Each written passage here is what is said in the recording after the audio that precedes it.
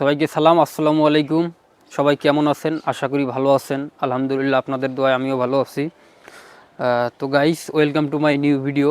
এখন আমি দাঁড়িয়ে আছি যে আমাদের প্রফেসরা নদীর তীরে। আমি যদি আপনাদেরকে বলি, আমাদের উত্তরবঙ্গের মানে আকাশের অবস্থা আজকে খুবই খারাপ।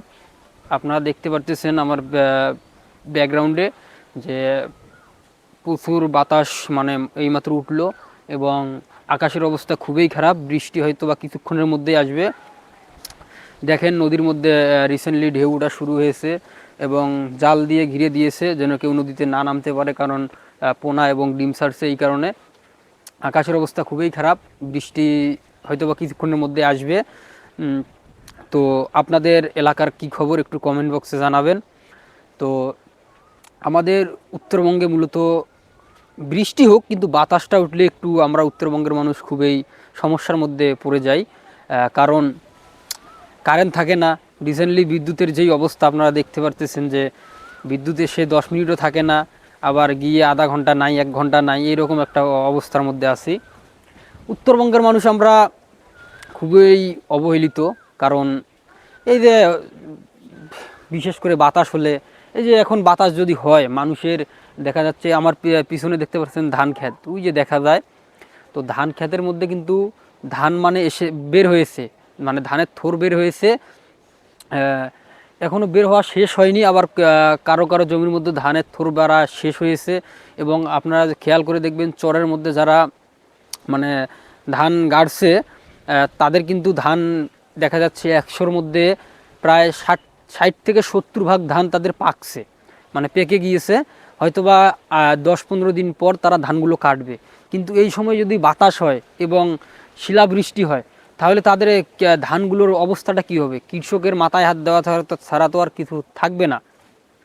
তো এই যে তারা এত কষ্ট করে দিনের পর দিন খেটে ধান গাড়ছে, এগুলোকে যত্ন নিয়েছে, তো যদি এরকম বাতাস হয় বা শিলাবৃষ্টি হয়, তাহলে তো তাদের খুবই দুঃখজনক পরিস্থিতি দাঁড়াবে। তো আপনারা সবাই দোয়া করেন যাতে আল্লাহ পাক বড় কোনো ধরনের বিপদ দেয় না। বড় ধরনের বিপদ থেকে যেন আমাদের সবাইকে রক্ষা করেন, আল্লাহ পাক হেফাজত করেন, এটাই দোয়া সবাই করবেন। তো আপনাদের এলাকার খবর কি একটু জানাবেন। আপনারা দেখেন আকাশের অবস্থা খুবই খারাপ। আমি এখন দাঁড়িয়ে আছি আমাদের এই টোপেশ্বরা নদীর উপরে, আমাদের বাড়ির নিচে আমি ভিডিও করতেছি। তো এটাই কি বলবো, এবার আমাদের এই দিক মানে মানুষের গাছে আমও নেই। আপনারা যদি দেখেন, এই যে আমার পিছনে একটা আম গাছ দেখা যায়, হয়তোবা সে ওইভাবে স্পষ্ট দেখতে পারতেছেন না। এই গাছটার মধ্যে অনেক মৌল আসছিল আমের। বা শুধু এটা না, আমাদের বাড়িতে যত আমের গাছ আছে, সব আমের গাছগুলোতেই কিন্তু অনেক মৌল এসেছিল। কিন্তু মূলগুলো সঠিক সময়ে পানি না পাওয়ার কারণে মূলগুলো গাছ থেকে ধরে পড়ে যায়, যার কারণে আম খুবই কম। 100-র মধ্যে হয়তো বা 20-30% আম ধরেছে, বাকি সব পড়ে গিয়েছে। শুধু আমার না, আমাদের আমি যদি আপনাদেরকে বলি যে উত্তরবঙ্গের মানে সবার গাছেই এবার আম নেই। তো আপনাদের এলাকার কি খবর একটু জানাবেন। তো এটাই, আবহাওয়াটা খুবই খারাপ, তাই মনে হলো যে আপনাদেরকে একটু শেয়ার করি, ভিডিওতে দেখাই। আশা করি সবাই ভালো আছেন। তো আপনাদের এলাকার কি খবর অবশ্যই কমেন্ট করে জানাবেন। এবং কারেন্টের কি খবর আপনাদের ওই দিক সেটাও বলবেন। যেই শুরু হয়েছে দেশের মধ্যে, কারেন্ট তো নাই ধরা যায়। A few moments later. তো গাইস, রিসেন্টলি কিন্তু বৃষ্টি হয়ে গেল। আমি মনে হয় ভিডিওটা করার 10 মিনিটও হয়নি, তার মাথায় বৃষ্টি এসে গেছে।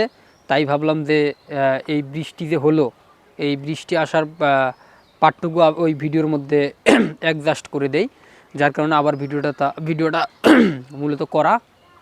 আপনারা দিক দেখেন, বৃষ্টি হয়ে গেল, আকাশটা এখন মোটামুটি বেশ ফ্রেশ। এবং গাছপালাগুলোর পাতার মধ্যে অনেক ধুলোবালি ছিল, ধুলোবালিগুলো পড়ে গিয়েছে এবং কি আকাশটা অনেক সুন্দর হয়ে গেল। এখন মনে হচ্ছে যে আজকে আর দিনের বেলা অথবা রাত্রেবেলা বৃষ্টি নাও আসতে পারে। আসলে রাত্রেবেলা আসতে পারে। আকাশের অবস্থা অল্প একটু খারাপ দেখা যায়, তবে আকাশটা বর্তমান একটু ফ্রেশ। তো মনে হলো যে যেহেতু বৃষ্টি হয়ে গেল এই পার্টটুকুও ওই ভিডিওর মধ্যে অ্যাডজাস্ট করি, এই কারণে ভিডিওটুকু করা। সবাই ভালো থাকবেন, সুস্থ থাকবেন, আল্লাহ হাফেজ। সবাই আমার জন্য দোয়া করবেন, আমিও আপনাদের জন্য দোয়া করব। সবাই ভালো থাকবেন। আসসালামু আলাইকুম ওয়া রাহমাতুল্লাহি ওয়া বারাকাতুহু।